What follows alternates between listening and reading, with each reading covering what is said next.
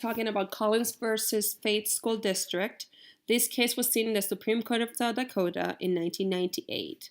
The facts are that Richard Collins was employed by the Faith School District for 29 years prior to his termination. He was mostly a fifth grade teacher, although he was being reassigned to teach the fourth grade class for the 1995-1996 school years, making given Collins a valid contract, and he was entitled to the protection of South Dakota continuing contract law. During this time, the Faith School District had not established any formal sexual education curriculum for its elementary school students, but they had a contract with the community health nurse to provide sex education for elementary students without any pre-screening by the board or the administration. On April 24th of 1995, a community health nurse provided a video covering the topics of puberty, maturation, and reproduction, and this video was shown to the 4th, 5th, and 6th grade boys. At the end of the video, the nurse went through a worksheet with the boys addressing topics as circumcision, nocturnal emissions, and semen. She also provided the opportunity for the boys to ask questions, but none were asked. She attributes this to the fact that she was a female. As in the past years, following the sex education presentation, the boys went to Collins' classroom for a question and answer session. This was something that has been done in the past, and Collins has always been asked to ask the questions as honestly as possible. Before starting the session, Collins excused one of the students from the room because the student's parents did not wish to have the child involved in the sex education program. During the Q&A session, the boys asked questions about circumcision, masturbation, nocturnal emissions, and other topics from the film and worksheet.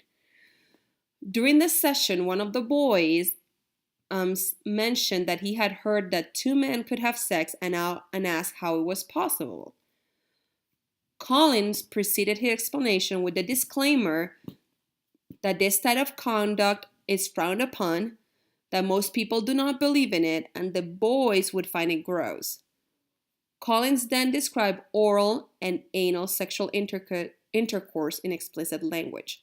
The next day, the superintendent received multiple parents' complaints about what the boys had heard and how this was going to affect the boys in the future.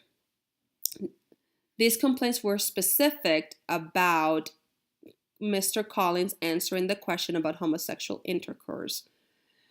An informal meeting was held, including one of the boys' parents, the superintendent, the principal, and Collins. At the end of this meeting, Collins was advised by the superintendent that the matter was not resolved. Later that day, the superintendent took this matter to the board. The board directed the superintendent to send notice to Collins that a termination hearing would be scheduled before board to consider his dismissal. A notice of hearing and charges was provided to Collins on April 28th of 1995, which referenced the parental complaint as well as warnings by Collins evaluators in regard to lesson plans, instruction, maintenance of records, and personal hygiene since 1985 that could be relevant as to his competence.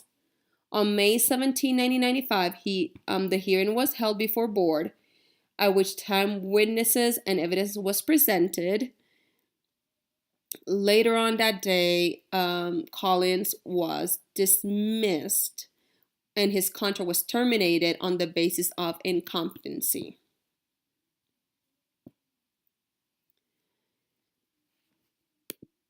The issues in this case are whether Collins received due process, whether the Faith School District had just cause for Collins' dismissal, and whether the dismissal was an abuse of indiscretion. The holding on the court was that school board's termination of a teacher for incompetence stemming from indiscreet classroom discussion of homosexuality was arbitrary and invalid. The legal rationale was there was no evidence that the conduct of Collins complained of by board violated any directive, regulation, rule, or order given to him by any administration or board.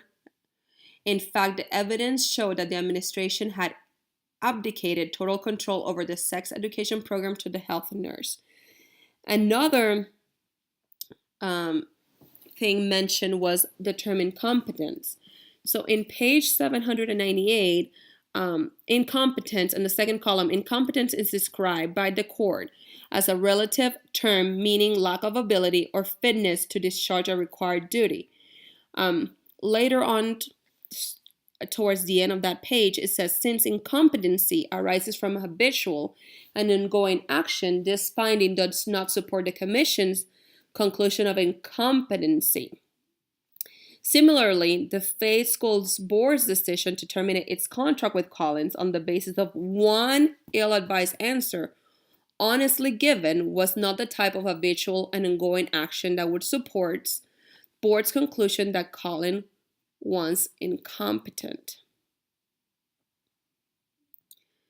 Further than in that paragraph, it talks about there has been no showing that Collins' teaching ability has been or will be impaired or that any children have been detrimentally affected, nor has there been a showing that Collins is likely to exercise poor judgment in a similar situation in the future, since he has acknowledged that he used poor judgment in this case and regretted making the statement.